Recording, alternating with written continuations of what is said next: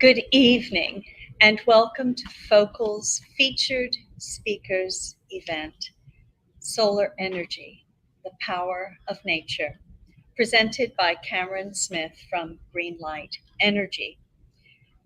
This evening he's discussing the intersectionality of sustainability, renewable energy, and the economy within the context of our island community.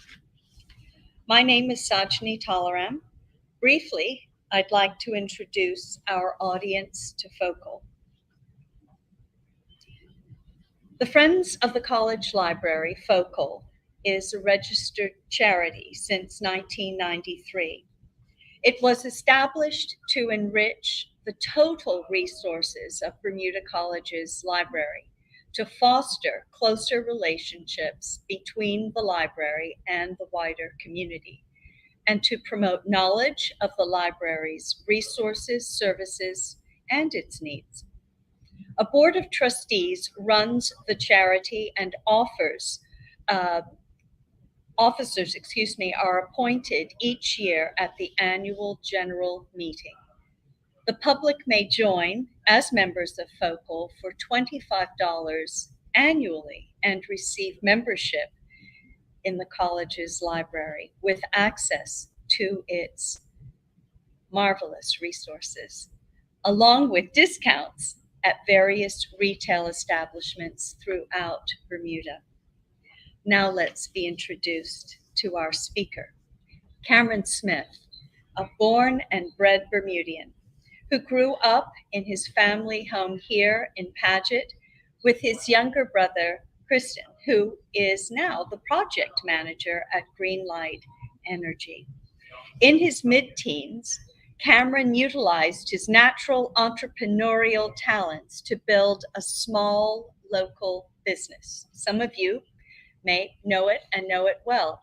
Bermuda Triangle snow cones get lost in the flavor, which helped to fund his advanced education in university. He attended Bermuda College, studying literary analysis with me, before transferring to Quinnipiac University in Connecticut to complete the BA degree in psychology and finance. After a brief stint in the reinsurance industry in Bermuda, Cameron spent 2 years in London, where he helped to grow Housen, a developing property tech startup. Upon his return to Bermuda in 2018, Cameron launched Greenlight Energy, a sustainable solar energy company, with the aim to make renewable energy more accessible to the community. Despite challenges along the way, Cameron has demonstrable leadership skills, an eye for business opportunities, and indeed perseverance. In his spare time, Cameron enjoys riding his YZ125 Scrambler in St. David's, playing tennis at Pomander Gate, and spending time with his beloved pup, Rocky. Please know that we are looking forward to having an engaged audience for hopefully a very rich Q&A at the end of Cameron's presentation. It's all yours, Cameron. Cool. Well, firstly, many thanks for such a kind introduction. I'm going to take this, set it up. Cool. All right.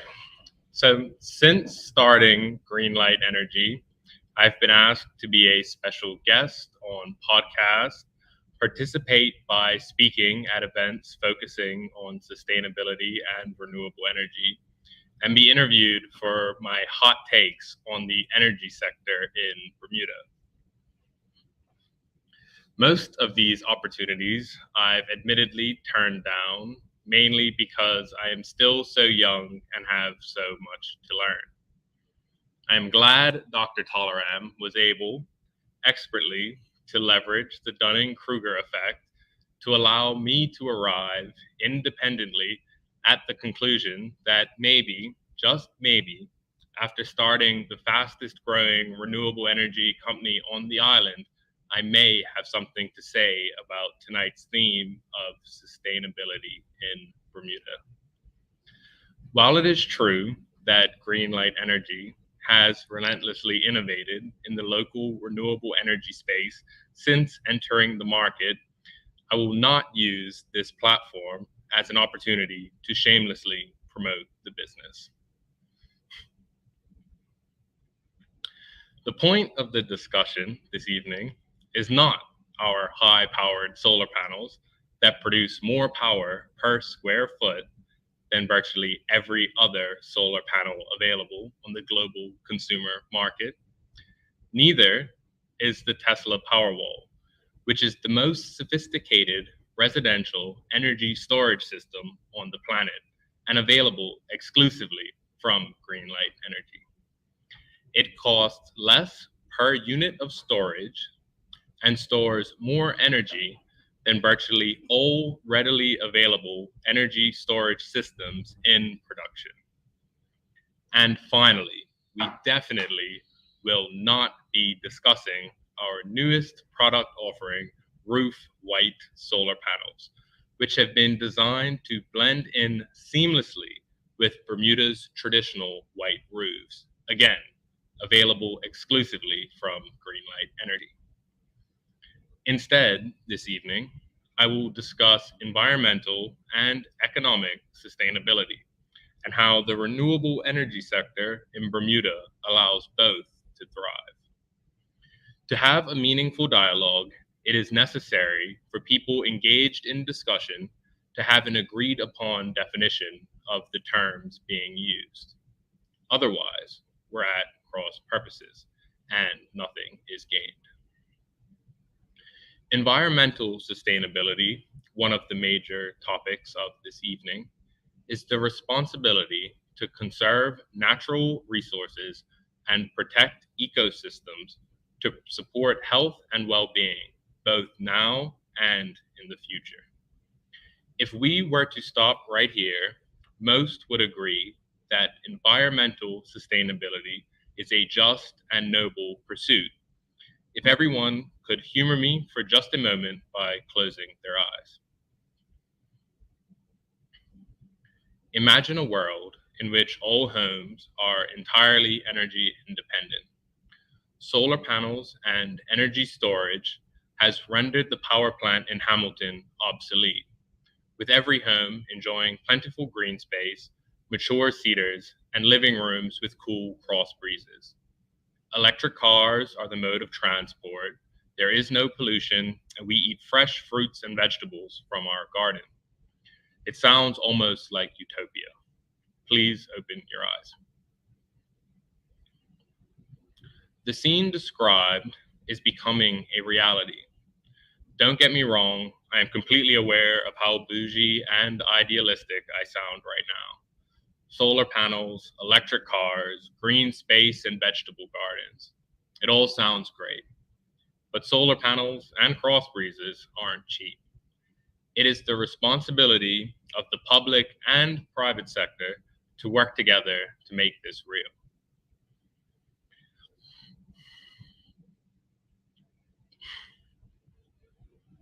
When discussing economic sustainability, another one of our major topics this evening, I am referring to practices that support long-term economic growth without negative impact upon social, environmental, and cultural facets of the community. When I think of economic sustainability in Bermuda, my mind immediately goes to the recent development at Riddles Bay. For those who are not as geeked about large-scale residential development projects as I am, the SparkNotes version of the project is a group of local investors risked significant capital to purchase a defunct golf course with the seemingly lofty intention of subdividing the land and selling 18 large plots to wealthy local families. As part of their plan, they agreed to leave 80% of the grounds completely untouched, preserving the green space and creating a nature reserve that is open to the public. This project will create hundreds of jobs for decades to come. Architects, lawyers, accountants, masons, carpenters, plumbers, electricians, appraisers, bankers, gardeners, landscapers, and the list goes on. Every sector will enjoy economic benefit from this project. Needless to say, the group of investors who risk significant capital bringing their vision to life hopefully saw a healthy return on their investment, as is well deserved. The Riddles Bay development is an expert example of what I am referring to when discussing economic sustainability. Investors enjoyed a return on risked capital, jobs were created and sustained, and the environment was protected. One of my biggest takeaways from the success of this project is the evidence of the economic premium placed on projects that incorporate environmental sustainability in a natural and genuine way. Environmental and economic sustainability can coexist and do very well together while synergistically enriching Bermuda. They are absolutely worth more together than apart. Before we jump into the meat and potatoes of the discussion this eve, I'm going to share a little secret with everyone. Even though I run a renewable energy company, I am not a huge tree-hugging hippie. It's horrible, I know. It's just not really my thing. Don't get me wrong, turtles are chill, and we absolutely should save them, but that's just not what gets me out of bed in the morning. Instead, my kink is far more business strategy formation, execution, innovation, engineering, and promoting economic independence in local families than it is save the turtles. My belief is that by allowing the renewable energy sector to thrive, we will also, by de facto, support economic and environmental sustainability on our island home. Now, as the Greenlight Energy team can surely vouch, historically, I've been quick to offer criticism and glacially slow to show appreciation. Hopefully, by starting our discussion on renewable energy with some appreciation, we can acknowledge how far we've come while agreeing there's still much work to be done. It would be remiss of me to start without acknowledging the hard work of the private sector when discussing the renewable energy industry in Bermuda. Starting with Tim Medeiros at Alternative Energy Systems, who deserves the bulk of credit for pioneering the renewable energy industry in Bermuda. Then with the experienced team at Bermuda Engineering, a fifth-generation Bermudian company who further educated the wider market on solar. Greenlight Energy couldn't have become a leader in industry without the experts in industry paving the way for us. In the public sector, as critical as I have been about government policy with relation to renewable energy, I must acknowledge the commitment our government has made to reducing our reliance on fossil fuels. The duty relief program for solar hardware has allowed the industry to thrive, ultimately pushing Bermuda that much closer to energy independence. This program is one of the best programs any government across the globe has introduced to accelerate the adoption of renewables. Bermuda has one of the highest costs of energy in the world. By removing import taxes on solar hardware, the cost to install solar panels in Bermuda is only marginally higher than it is in the States. This makes solar one of the best investments someone can make on a risk-adjusted return basis. Additionally, the introduction of government rebates, which permitted purchasers of solar PV to receive up to $8,000 back from the government, has made solar more accessible to a wider socio-economic band of the island. Now, unfortunately, the rebate is going away as the country is in a bit of an economic doozy, to say the least. However, the introduction of that policy created the opportunity for many people who otherwise wouldn't have been able to afford solar to have solar panels installed at their homes. Many of the above accomplishments can be credited to Minister Robin and the current Department of Energy. Regardless of one's politics, we as a community must give credit where credit is due. And finally, we turn to the energy sector watchdog, the RA. The RA is responsible for regulating the energy sector in Bermuda. According to their founding documents, they aim to promote competition in the energy sector, reduce the island's reliance on fossil fuels, and lower the cost of energy on the island. As you can tell from the giant wind farm that replaced our power plant on St. John's Road, all the alternatives to Belco that have been introduced to the island, and the electricity prices that somehow keep getting lower and lower, they're doing an amazing job.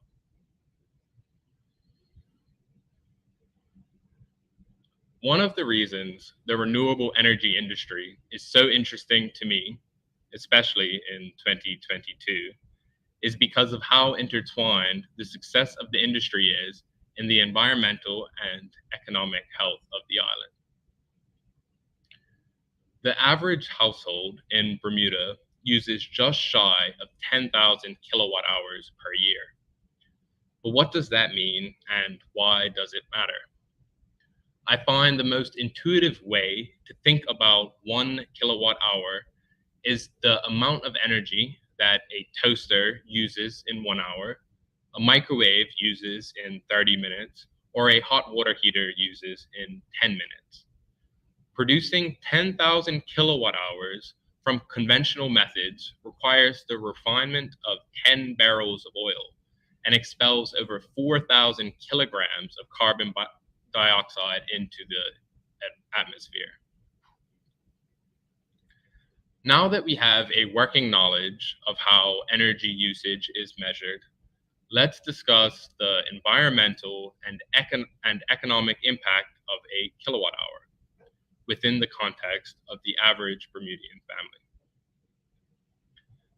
If you're anything like most people on the island, these environmental facts are about as interesting as watching paint dry, and there's no shame in that. There are more pressing issues going on in each of our day-to-day lives that are more of a priority, which is why the economics of renewable energy are so important. So let's discuss the economics of that same average local family's 10,000 kilowatt hours of annual energy usage.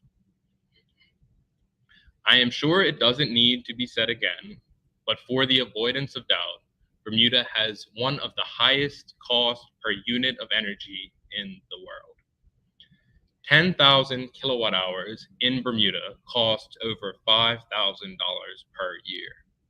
Compare this to the second most expensive city in the world, New York. That same 10,000 kilowatt hours would cost a bit more than $1,000 per year. Maybe we have a couple of Trimminghams with us in the audience this evening, to whom $5,000 is just a rounding error on a quarterly dividend. But for most people, $5,000 is still a lot of money.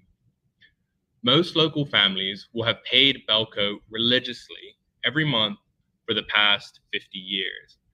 And without any intervention, will continue to pay Belco religiously every month for the next 50 years.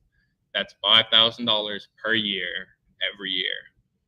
If we consider the economic impact, the average Bermudian household will have spent $250,000 in real terms on electricity in the past 50 years.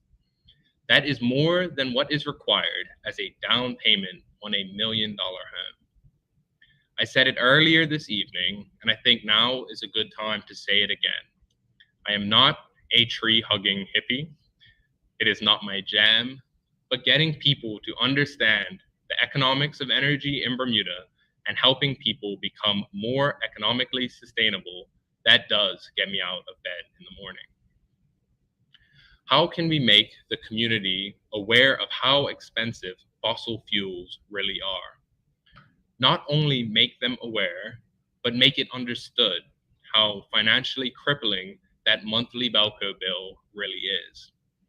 I often hear when chatting with people about solar, as I do, homeowners typically agree the cost of electricity in Bermuda is outrageous.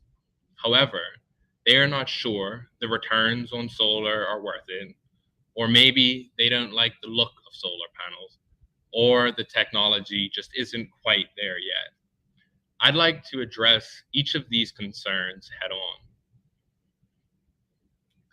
As for the returns on an investment in solar, on a risk-adjusted basis, the return is incredibly high. Double-digit returns that are about as risk-free as a treasury bill. The truth isn't that you cannot afford to invest in solar. Rather, it's that you can't afford not to. As for the look of solar panels, fair enough. However, this year, Greenlight Energy introduced roof white solar panels from legendary solar panel manufacturer Lysol. These roof white solar panels can be installed on the most visible parts of the roof in conjunction with our traditional high-powered black solar panels, which are used in the less visible parts. The coolest part of the roof white solar panels, besides their aesthetic, of course, is they do not materially impact the payback period of a solar system because they cost less than the average solar panel. This is Finance 101, ladies and gentlemen. As for the technology, in the past 50 years, solar panels have gone from 12% efficiency to 22%. Not as much of an increase as I'm sure most would have imagined. Now, one of my favorite case studies on the impact of the solar industry is admittedly quite close to home. Before installing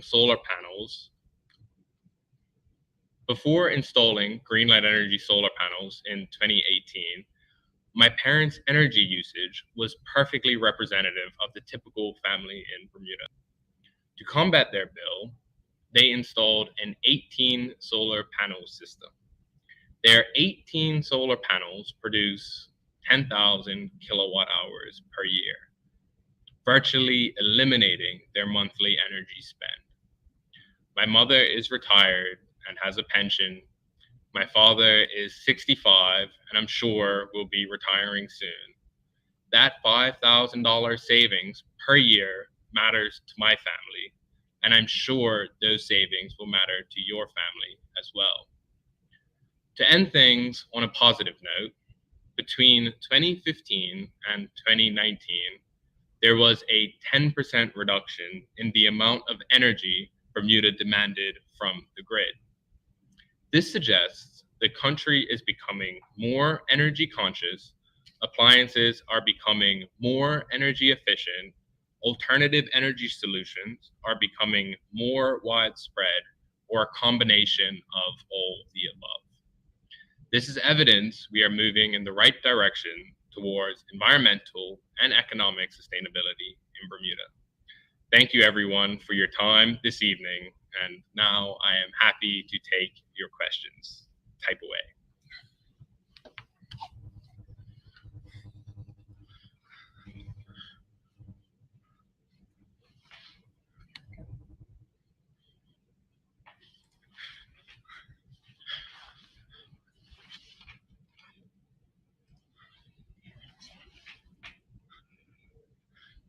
I'm going to start in terms of the questions. In terms of settling and establishing a meaningful assessment for, say, the average family, what are some of the questions that are typical that they ask you and your team? Great question. So one of the most popular questions we get will be on the size of the solar system that is required based on their energy usage. And for every single person, it's different. Every household has a different energy spend. So every answer, every system that we design is highly kind of bespoke to that specific family.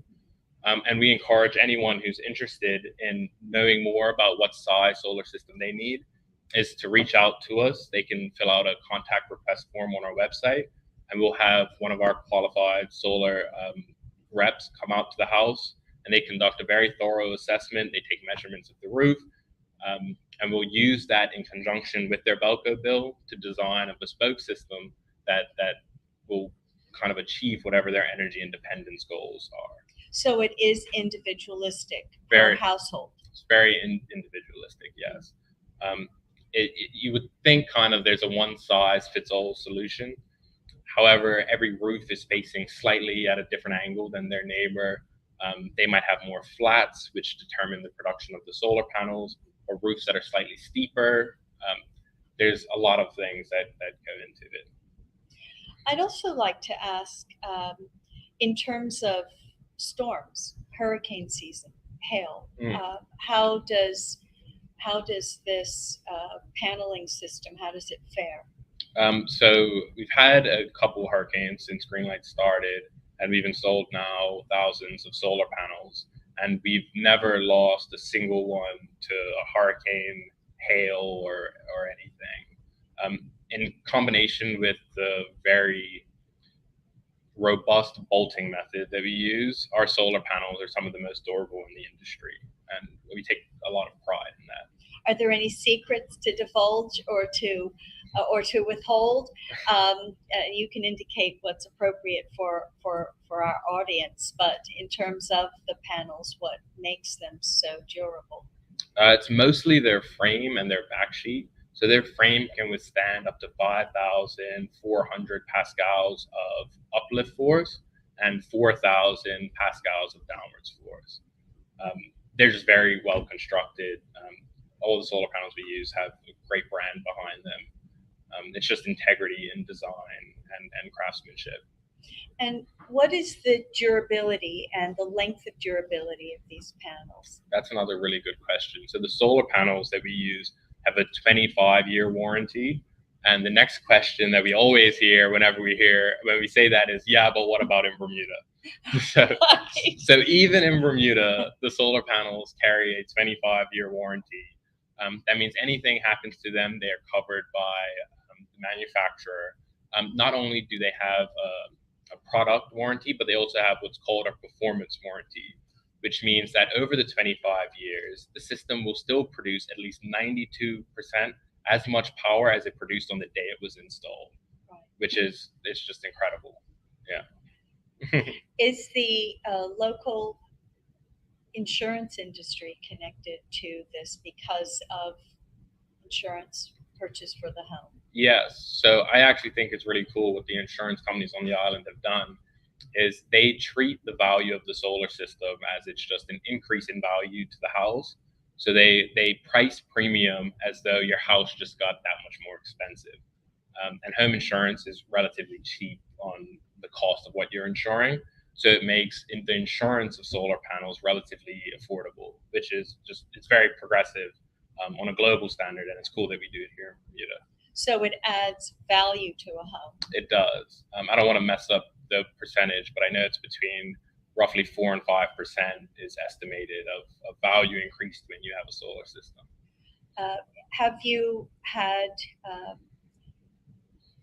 experiences with homeowners who were preparing to sell or to rent or to do something in terms of what is typically known as upgrading and decided this is not just a matter of upgrading, it's a matter of all sorts of long-term bills? Well, what we do see is people, when they are doing a major renovation or building a new home, they reach out to us because while the house is still under construction, they want to get the solar panels installed.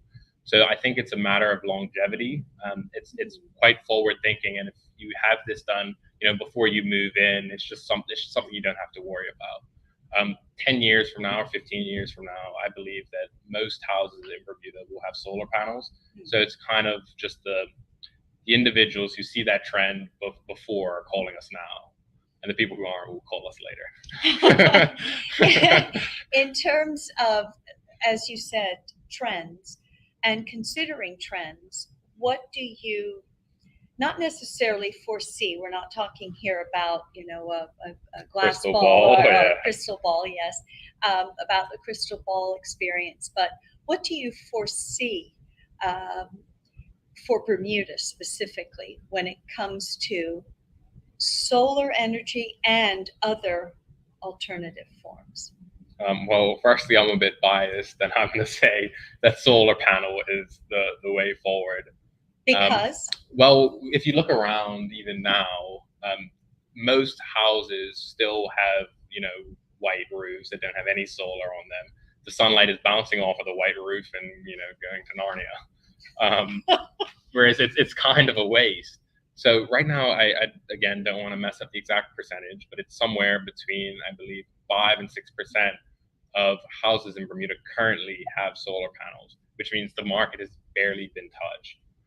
Solar panels are pretty efficient, and they are pretty good at harnessing power. The only thing that makes it less than ideal would be that solar panels obviously only work during the day.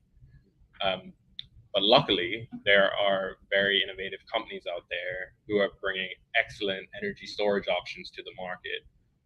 As discussed earlier, we, Greenlight, partnered with Tesla. We think they're the best in the industry. They are innovative. It's a technology company as much as it is an energy storage company. And in combination with the Tesla Powerwalls and our solar panels, we've seen Belco bills go from $700 per month down to zero. Or sometimes even the utility has paid our clients. So $700 they used to spend, and now they earn $20 a month, which I think it symbolizes the power of the technology.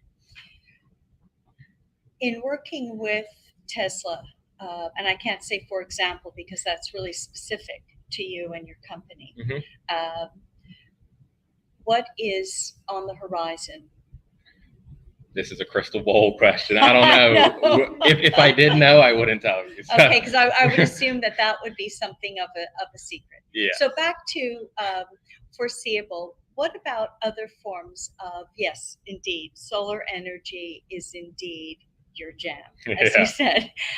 But when you consider other forms of alternate energy for Bermuda, considering our significant commitment to, it's partially the current government of Bermuda, people in the past several decades who have been a part of various groups. So what do you see as also being meaningful and applicable to Bermuda? So I remember reading about a year ago about an offshore wind farm.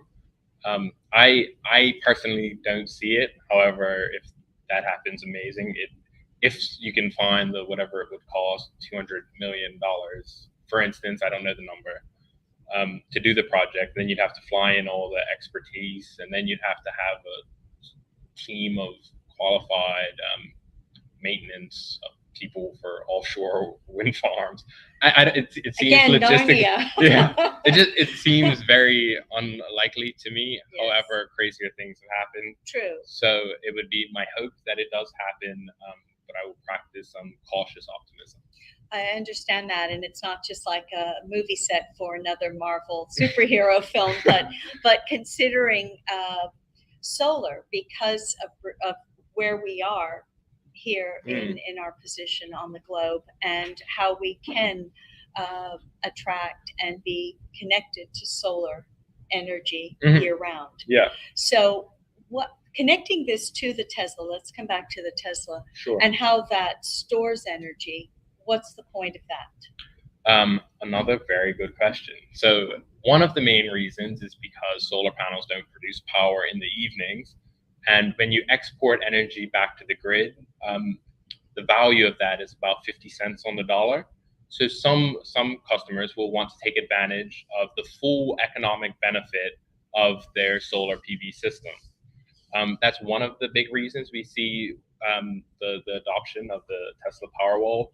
The other major one is the other ideal case is someone who is thinking about getting a diesel powered generator or something of the sort. Yes. And instead have opted to get the Tesla Powerwall, one or two of them installed. It functions as a backup generator, especially in off-grid situations. So we get, maybe one hurricane every year or every other year. The Tesla Powerwall can be thought of almost, as long as the sun is shining, as a perpetual energy generation or storage machine. So whereas a generator requires diesel or some type of fuel to run, Right. the fuel of a Powerwall is sunlight. And not only is it practical, it's just kind of cool, isn't it? Well, yes. Again, I'm thinking little Marvel universe that we can attach to our own outer walls, correct? Yes, and exactly. it can be beneficial, especially for baby boomers, the largest generation, and everyone coming after us in terms of what we do and how we consume energy. We do have some questions that are coming from bodies. Here we go. Can you install a solar system without storage batteries? Thank you, Yvonne Dill. Yeah, sure. You absolutely can. I would say, all right, thanks. I would say that about 50% of our installations do not have batteries. It makes the most economic sense to install solar panels without batteries. The payback period is much shorter. So if you're looking for strictly a return on investment, I would advise you to think about installing just a solar system without the battery.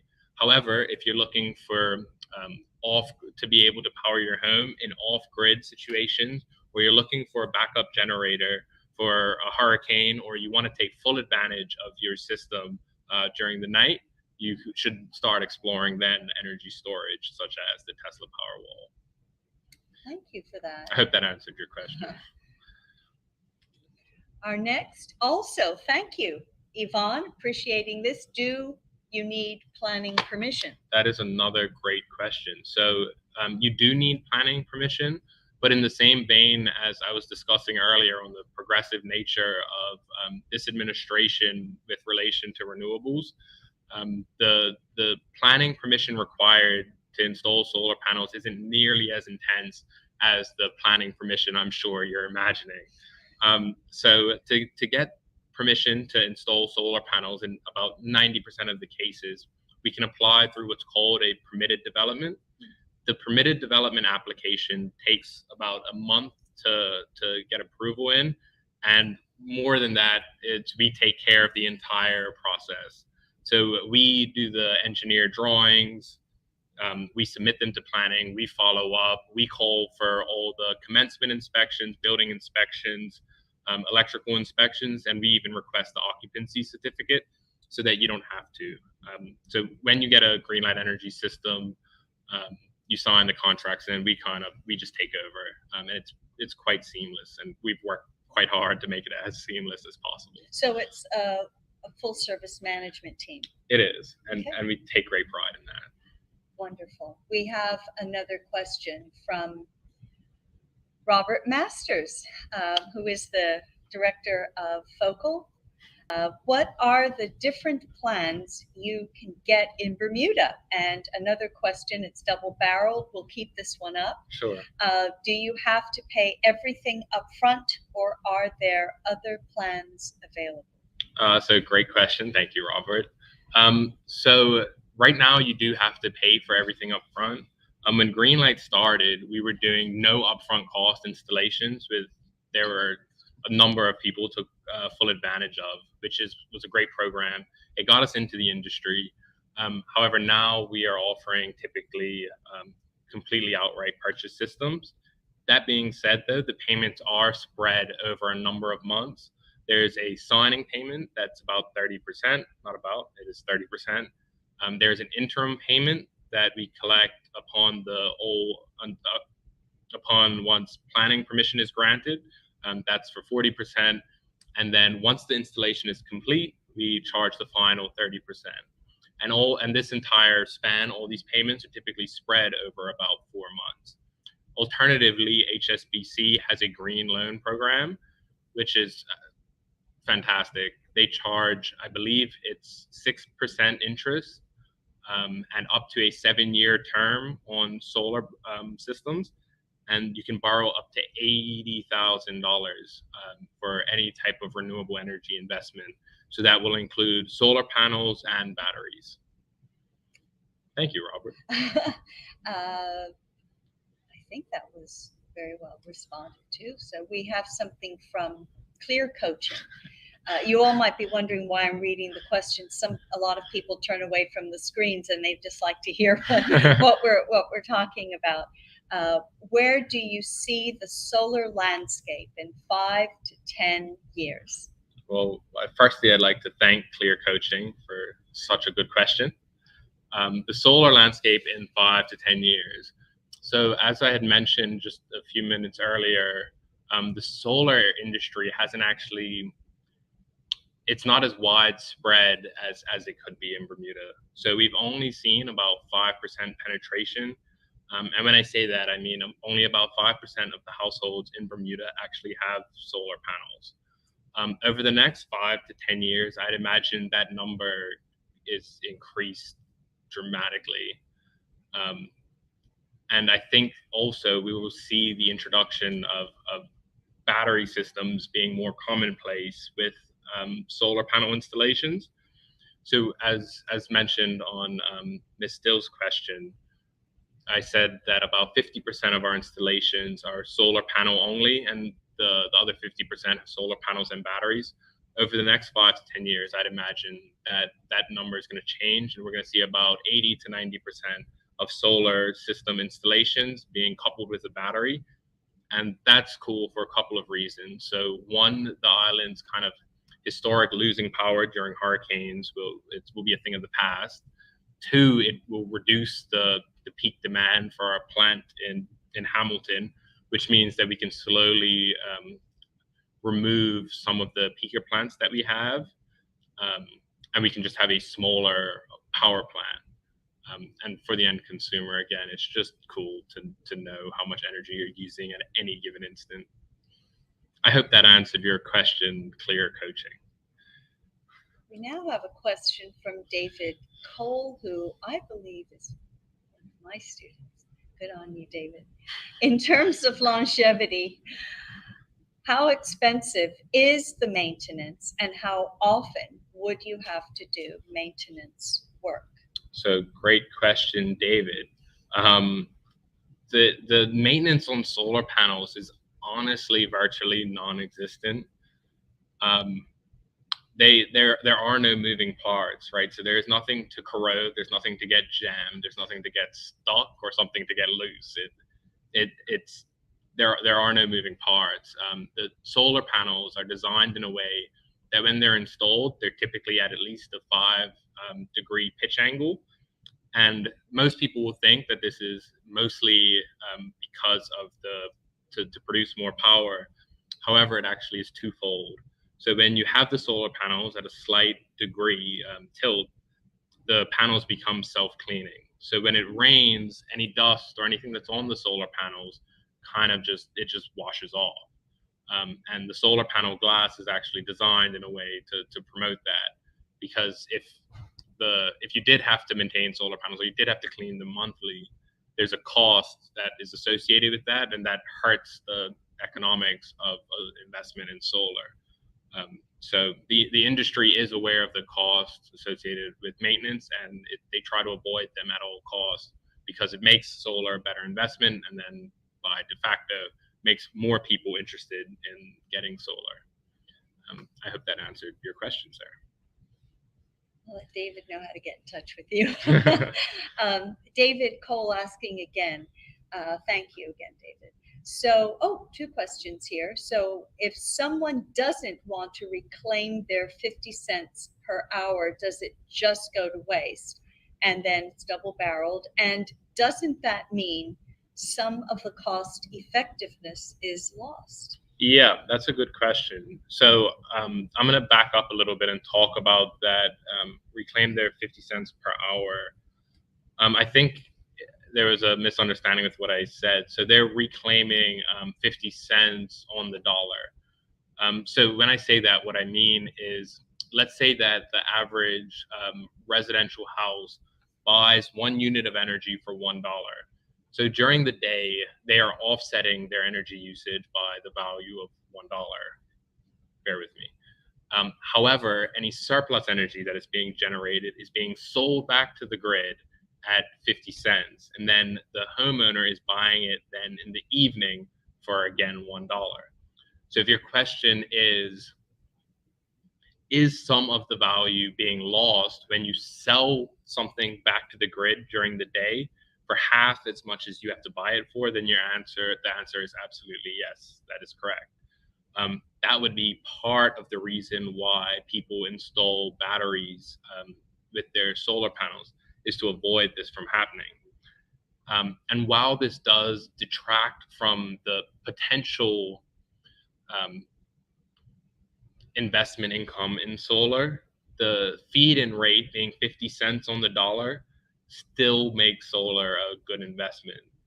I think a good way to think about this would be the duty relief program on solar hardware. So things are pretty expensive in Bermuda, mainly, or in part at least, because of that 25% duty. So without that cost, we can install solar panels in Bermuda at roughly the same cost as you can in the United States. However, the cost of energy in Bermuda is about 4 times that in America. So when you sell back at half as much, you are still generating a higher return than most consumers in America are able to generate. I hope that makes sense. If you wrote down the math as you went, I promise it's right. But yeah, I hope that makes sense. Solar is still a great investment, even with the feed-in rate being 50% of what you buy energy at. That's wonderful. Thanks, David. We have our friend Yvonne Dill, who's back. Thank you. May not be the correct forum, okay, but we're going to take your question. But how does the power source switch between solar and Belco during the day while the sun is shining? Doesn't that sound so practical? No, that's a really good question, and the answer is quite technical. But power is, or energy rather. So when the solar panels produce power, it goes through an inverter. When the house has a load, the house is going to try and pull the load from the solar first. So imagine that there's 1 kilowatt of solar being produced. However, your house is using 2 kilowatts of energy, of power rather. So what's going to happen is the solar panel is going to have all that power going into your house. However, it's not enough to meet the demand, and you're still connected to the grid. So what the grid then does is realizes that there is a low demand in the house, and it's going to make up that differential. So it's going to then send 1 kilowatt to the house to meet the demand. So unless there was a blackout or something, there will be enough power being produced between the solar panels and the grid to meet your household demand. And you can follow up with a question on that if that answer wasn't comprehensive enough. Thank you, Yvonne. I don't see any other questions coming in at this point, but I do want to say this as well, or ask this, pose this situation. Again, we don't just have an aging population, we will always have an aging population, and more people who wish to live at home and have the comforts of the home environment as much as possible, even though we do have very fine residences in Bermuda for elder care, etc. How do you see solar energy, or the investment, let me put it in the context here, the investment of solar energy being particularly important at a certain stage in life to get ready for that season that's down the road? Sure. When do you think people ought to start thinking solar, other than, well, right now? There's a wise man who once said the best time to plant a tree was 20 years ago. The second best time is now. I kind of think that saying it embodies the essence of the question that you're asking, or the answer to the question you're asking. The best time would be, it is now. Every month that you spend money on electricity bill that has not been offset with some type of solar, it's just throwing money away. You can never get it back. It's gone. And your question sounds like you were alluding to retirement and the cost associated. Yes. And I'd like to answer that question twofold. So one is the cost of electricity from the pensioner's perspective. Is they're living now on a fixed income. It seems like a waste to spend that money on Belco, and there's other things that you can use that money for. So that's one. You can. And the second part of it, which I was thinking about while preparing for this evening, is it also makes sense from an estate planning perspective. So if you know that your next of kin, or your offspring, or your heirs are going to be stuck with a $250,000 energy spend unless you do something, you can treat it almost as an investment in your estate to get solar panels installed, and then your estate isn't left with that kind of, there's no contract, but they're not left with that burden of an energy spend. So I think, or at least I hope, that answers your question. It really does. That's very wise. Thank you. We have my esteemed colleague, Mr. Craig, Simmons. Yes. My esteemed colleague, Craig Simmons, who was the former, he was the focal speaker just before you. We had him last year, yes. And I'm reading this out nonetheless, Mr. Simmons. I'm so proud of you, Cameron, former student and great friend, indeed. Bermuda has a bright future, largely because of young people like Cameron. It's true. It's kind. Who are applying their knowledge for the common good. I can attest to that. For 10 years ago, you were my student, and over it's 10 true. years, we've stayed in touch. So, yes. Yeah, and it's true. We've seen this. So, Mr. Simmons, in preparation for this evening, I had read Mr. Simmons artfully dancing around a very touchy subject of something or another. I can't remember. It's been a while now. So in preparation for this, I reached out to him and said, hey, how do I kind of craft my thoughts in a not offensive way, but in a way that is productive for all listeners? And we went to lunch at Bonefish, and me and Mr. Simmons just kind of bounced ideas off each other and just had a good old chat and caught up. Also, Mr. Simmons was, I think, if it wasn't you, he was the first person to get me to read a full economics book. So it was definitely Mr. Simmons, because you didn't get me to read economics. He got me to read a full economics book from front to back when I was about 17. So kudos to Mr. Simmons, who had me reading Nassim Taleb recreationally. That you were a fine literature student. Yes. Let's go look at those report cards. You really were. I don't know who else we have this evening. Perhaps we will wrap up at this point. I don't know. I don't see anyone else. I'd like to ask you if you have any closing comments for our audience. Closing comments. I've never given closing comments before, so I'm prepared for this. I guess in closing, I'd like to thank anyone who tuned in this evening, or anyone, because I believe this is going to be posted on YouTube and some other platforms. Anyone who is watching this in the future after, I think it's March 24th. I'd like to thank my business partners, so that would be Kenny and James, and the entire Greenlight Energy team who supports us on a daily basis. They're in the trenches a lot deeper than I am these days, and it's deeply appreciated, again, even though I know I don't show it. To the friends and family who have supported me along the way. We still have a lot of work to do, but it makes it all bearable. So thank you to all. And to thank you to you, Dr. Tolerant, for convincing me to do this evening. It was fun to prepare. It's been a blessing, and you're definitely a cornerstone in what's happening in the island in terms of not just this for renewability's sake or economics, but for the health of the environment as well. So it's a wonderful thing. I hope many school children can benefit from this as well. That's what I'm hoping. I also would like to give a vote of thanks. We are here this evening in Bermuda College's library. Focal conducts its business, its care, and its contributions to this very library that we all really love. I have to say it just like that.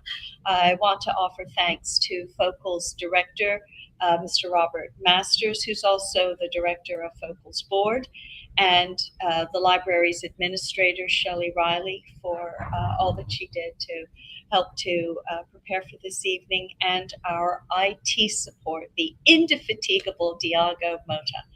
Thank you all so much for being with us. Have a great evening. One more thing, and thank you to Christian, my brother, who is a legend. Let's make sure we get that in there. Oh, lovely. Shout out to the legend, Christian Smith. Lovely. Thank you.